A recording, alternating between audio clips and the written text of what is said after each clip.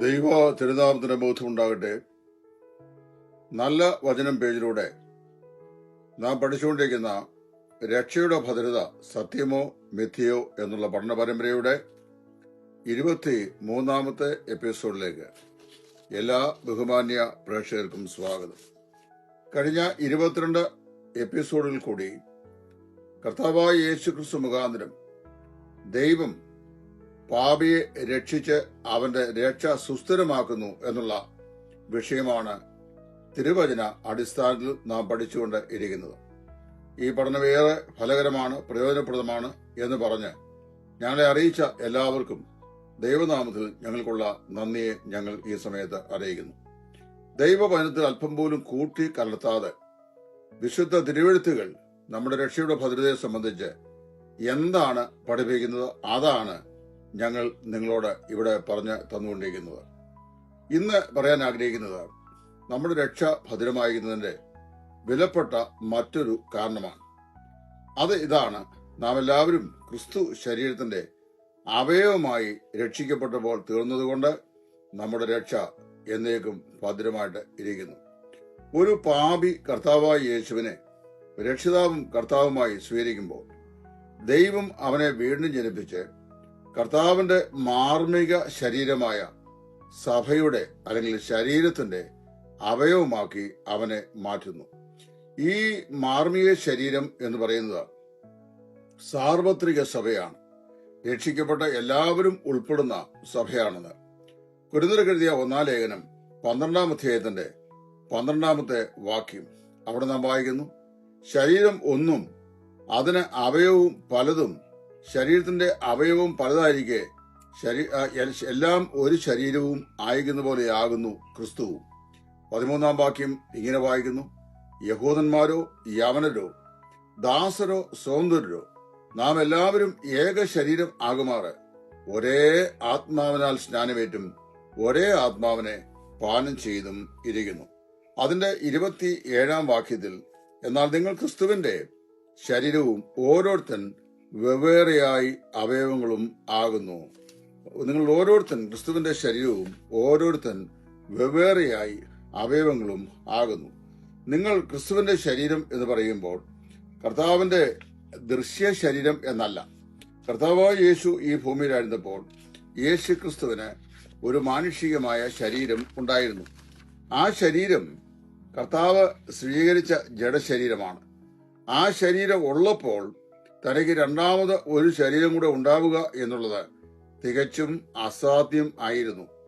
അതുകൊണ്ടാണ് കർത്താവിന്റെ മാർമികമായ ശരീരമായ ദൈവസഭ രൂപീകൃതമായത് ക്രിസ്തുവിന്റെ മരണ അടക്ക പുനരുത്ഥാന സ്വർഗാരോഹണ ശുശ്രൂഷകൾക്ക് ശേഷമാണെന്ന് വിശുദ്ധ തിരുവെഴുത്ത് പഠിപ്പിക്കുന്നത്.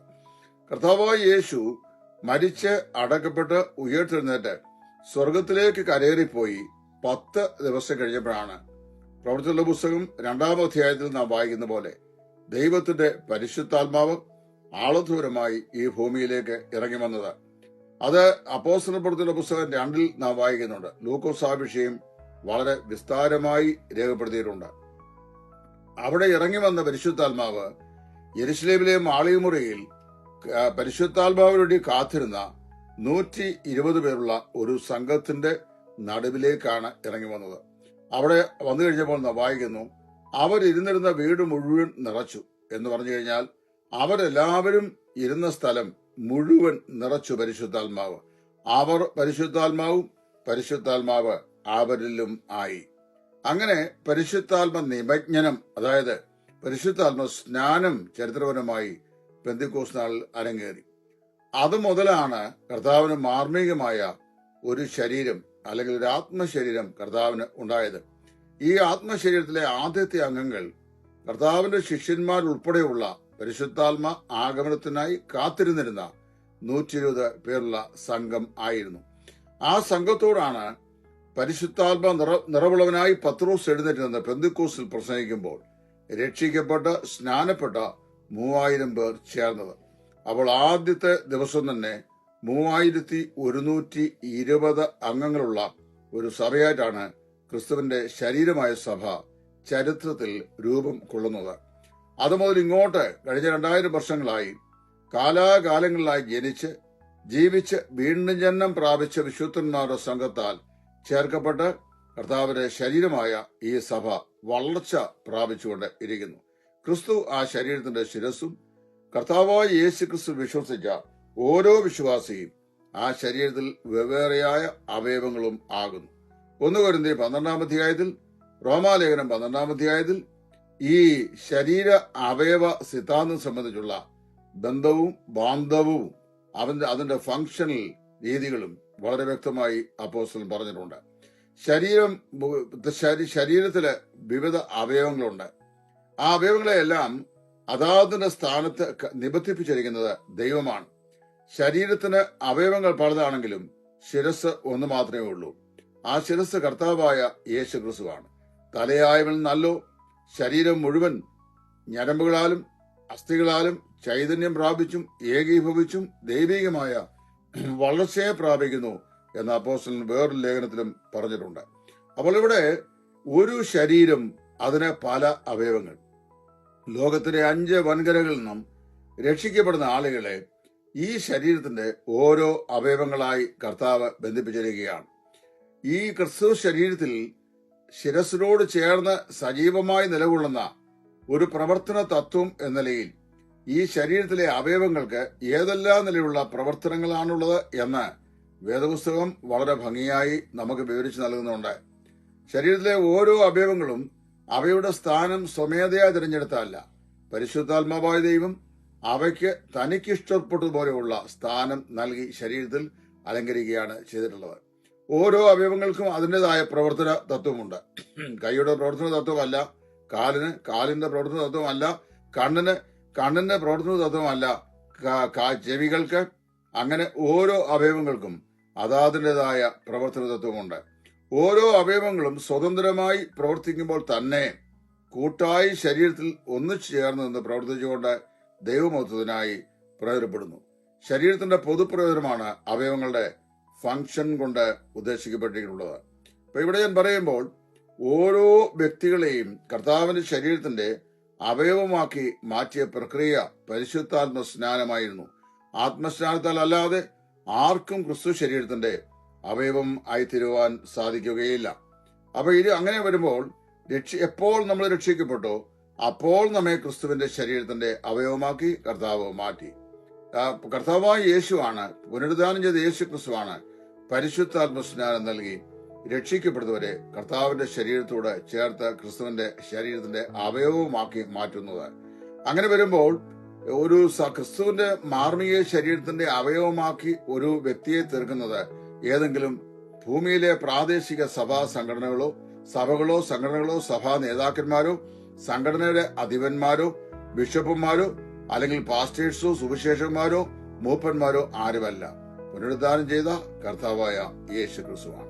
അങ്ങനെ യേശു ക്രിസ്തു പരിശുദ്ധാത്മാ മുഖാന്തരമായി തനിക്ക് ഇഷ്ടപ്പെട്ട സ്ഥാനം അലങ്കരിച്ച് ഒരു ക്രിസ്തു വിശ്വാസിയെ ക്രിസ്തു ശരീരത്തിന്റെ അവയവമാക്കി മാറ്റുമ്പോൾ ആ ശരീരത്തിന്റെ പൊതുപ്രയോജനത്തിനായി ഒരു സ്ഥിര സ്വഭാവമുള്ള പ്രവർത്തന തത്വത്തിലേക്ക് ഈ വിശ്വാസി മാറ്റപ്പെടുന്നു.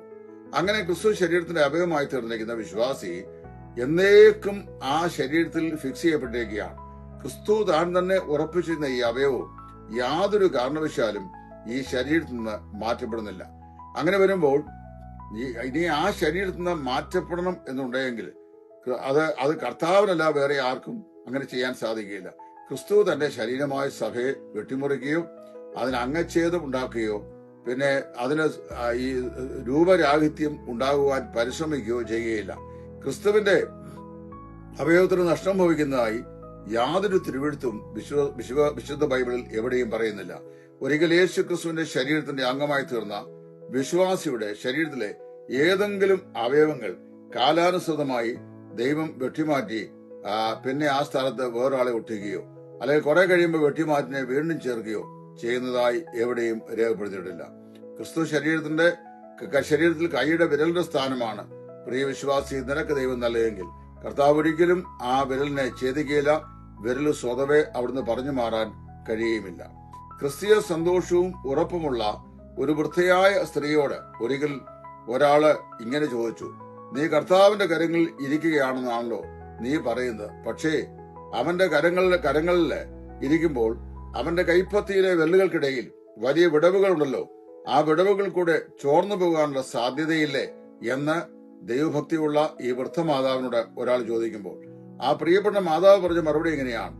അവന്റെ കൈകളുടെ പത്തി വളരെ വലിപ്പമുള്ളതും ആ വെല്ലുകൾക്ക് വിടവുണ്ടെന്ന് വന്നാലും ഞാൻ അവന്റെ കൈകളിലെ അല്ലെങ്കിൽ അവന്റെ ശരീരത്തിലെ ഒരു അവയവമായി മാറ്റപ്പെട്ടിരിക്കുന്നതുകൊണ്ട് ഒരിക്കലും എനിക്ക് അവിടുന്ന് ചോർന്നു പോകുവാനായിട്ട് സാധിക്കില്ല. ഞാൻ അവന്റെ വെല്ലുകൾ തന്നെ ഒന്നുകൂടെയായി എന്നെ ദൈവം മാറ്റിയിരിക്കുന്നു. എത്ര അതിശയകരമായൊരു ബന്ധമാണ് ദൈവം ക്രിസ്തു ശരീരത്തിൽ ഒരു വിശ്വാസിക്ക് നൽകിയിട്ടുള്ളത്. രക്ഷിക്കപ്പെടുന്ന മാത്രമേ തന്നെ കർത്താവിന്റെ ശരീരത്തിന്റെ അംഗമാക്കി മാറി ആ ശരീരത്തിലെ ഒരു അവയവമാക്കി മാറ്റി ശരീരത്തിന്റെ പൊതു പ്രവർത്തന തത്വത്തിന്റെ പങ്കാളിയാക്കി ഈ അവയവത്തെ ദൈവം നിർത്തിക്കഴിഞ്ഞിട്ട് ഇടയ്ക്ക് വെച്ച് ശരീരത്തിന്റെ പൊതുപ്രവർത്തനത്തിൽ തന്നെ ഭംഗം സംഭവിക്കും എന്നുള്ള നിലയിൽ ആ ശരീരാവയവത്തെ വെട്ടി മാറ്റുകയോ മുറിച്ചു മാറ്റുകയോ അതിനെ അലങ്കോലപ്പെടുത്തുകയോ കർത്താവിന്റെ ശരീരം വിരൂപമാകുകയോ ചെയ്യത്തക്ക നിലയിൽ ക്രിസ്തു താൻ തന്നെ പ്രവർത്തിക്കും എന്ന് ചിന്തിക്കുവാൻ യാതൊരു ന്യായവുമില്ല. അത്ര വലിയ ധൈര്യമാണ് ദൈവം തന്റെ വചനത്തിലൂടെ എനിക്ക് നിങ്ങൾക്കും നൽകിയിട്ടുള്ളത്. ഈ ധൈര്യം നമുക്ക് നൽകിയിരിക്കുമ്പോഴാണ് ചിലർ പറയുന്നത്, അല്ല നമുക്ക് സ്വമേധയാ ഈ രക്ഷ നഷ്ടപ്പെടുത്താൻ കഴിയും, അല്ലെങ്കിൽ അവരുടെ ജീവിതത്തിന്റെ ഏതെങ്കിലും കുറവുകൾ കൊണ്ട് തന്നെത്താൻ ഈ ശരീരത്തിന് വഴുതി മാറുവാനായിട്ട് സാധിക്കും എന്നൊക്കെ. ഒരിക്കലും അങ്ങനെ സാധിക്കുകയില്ല. ഇങ്ങനെ കർത്താവായ യേശു ക്രിസ്തുവിനോട് ചേർന്ന് അവന്റെ ശരീരത്തോട് ചേർന്ന് ഒരു ഫങ്ഷണൽ ഓർഗാനിസം, അതായത് ഒരു ജീവത് ഘടന എന്ന നിലയിൽ പ്രവർത്തന നിരതമായിരിക്കുന്ന ക്രിസ്തു ശരീരത്തിന്റെ പ്രവർത്തന തത്വത്തിൽ നിന്ന് ഒരു വിശ്വാസിയെ അടർത്തി മാറ്റുവാൻ ആർക്കും ഒരിക്കലും ഒരു നാളും ഒരു വിധത്തിലും സാധിക്കുകയില്ല എന്ന് ദൈവത്തിന്റെ വചനം എത്രയും വ്യക്തമായി പറയുമ്പോൾ നമ്മുടെ രക്ഷ എത്ര അധികം ഭദ്രമാണെന്ന് ഈ വചനങ്ങൾ കൊണ്ട് തെളിയുന്നു. ദൈവം ഈ പഠനത്തെ നിങ്ങൾക്ക് അനുഗ്രഹമാക്കി തീർക്കട്ടെ എന്ന് പ്രാർത്ഥിക്കുന്നു.